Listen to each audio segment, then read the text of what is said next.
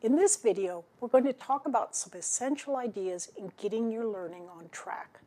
The importance of recall, illusions of competence in learning, mini-testing, and the value of making mistakes. One of the most common approaches for trying to learn material from a book or from notes is simply to reread it. But psychologist Jeffrey Karpicki has shown that this approach is actually much less productive than another very simple technique, recall. After you've read the material, simply look away and see what you can recall from the material you've just read. Karpicki's research, published in the journal Science, provided solid evidence along these lines. Students studied a scientific text and then practiced it by recalling as much of the information as they could. Then they restudied the text and recalled it again. That is, they tried to remember the key ideas once more. The results?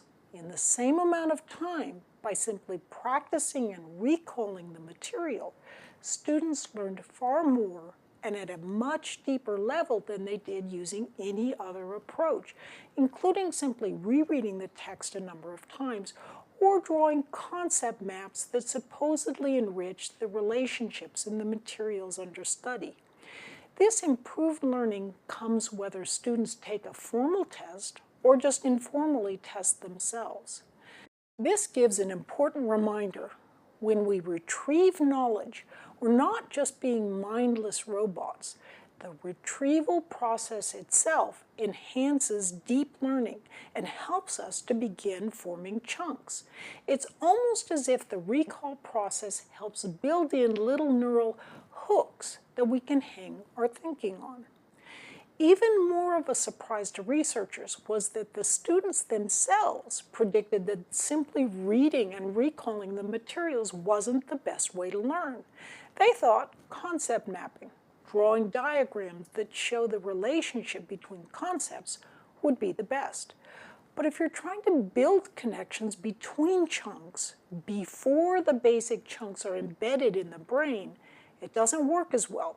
It's like trying to learn advanced strategy in chess before you even understand the basic concepts of how the pieces move. Using recall, mental retrieval of the key ideas, rather than passive rereading, will make your study time more focused and effective.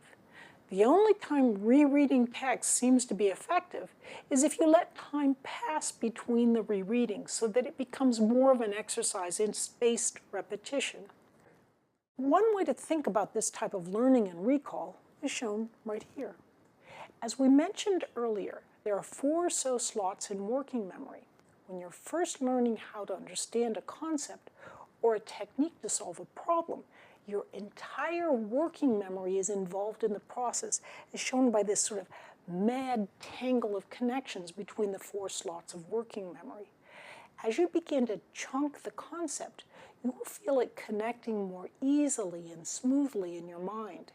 Once the concept is chunked, it takes up only 1 slot in working memory. It simultaneously becomes one smooth strand that's easy to follow and to use to make new connections. The rest of your working memory is left clear. That dangling strand of chunked material has, in some sense, increased the amount of information available to your working memory. It's as if the slot in working memory is a hyperlink that's been connected to a great big web page. Now you understand why it is key that you are the one doing the problem solving or mastering the concepts, not whoever wrote the solution manual or book on whatever subject you're studying. If you just look at the solution, for example, and then tell yourself, oh yeah, I see why they did that, then the solution is not really yours. You've done almost nothing to knit those concepts into your own underlying neural circuitry. Merely glancing at a solution and thinking you truly know it yourself is one of the most common illusions of competence in learning. You must have the information persisting in your memory if you're to master the material well enough to do well on tests and to think creatively with it. In a related vein, you may be surprised to learn that highlighting and underlining must be done very carefully. Otherwise, it can not only be ineffective, but also misleading. It's as if making lots of motions with your hand can fool you into thinking you've placed the concept in your brain. If you do mark up the text, try to look for main ideas before making any marks and try to keep your underlining or highlighting to a minimum, one sentence or less per paragraph.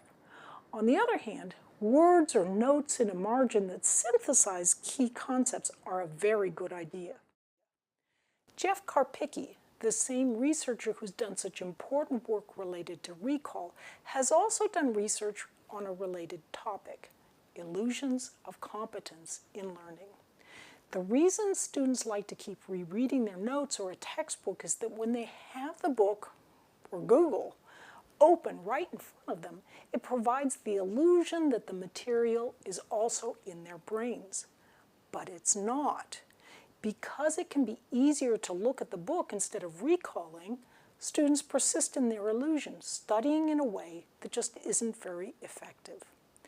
This is a reminder that just wanting to learn the material and spending a lot of time with it doesn't guarantee you'll actually learn it. A super helpful way to make sure you're learning and not fooling yourself with illusions of competence is to test yourself on whatever you're learning. In some sense, that's what recall is actually doing, allowing you to see whether or not you really grasp an idea. If you make a mistake in what you're doing, it's actually a very good thing. You want to try not to repeat your mistakes, of course, but mistakes are very valuable to make in your little self-tests before high-stakes real tests, because they allow you to make repairs in your thinking flaws. Bit by bit, mistakes help correct your thinking so that you can learn better and do better. As you know now, recall is a powerful tool. But here's another tip. Recalling material when you're outside your usual place of study can also help you strengthen your grasp of the material. You don't realize it, but when you're learning something new, you can often take in subliminal cues from the room and the space around you at the time you were originally learning the material. This can throw you off when you take tests because you often take tests in a room that's different from the room you were learning in. By recalling and thinking about the material when you were in various physical environments, you become independent of the cues from any one given location. That helps you avoid the problem of the test room being different from where you originally learned the material. I'm Barbara Oakley. Thanks for learning about learning.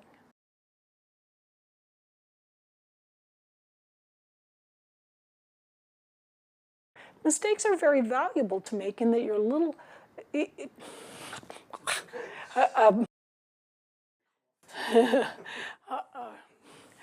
okay, go back to the start of this one.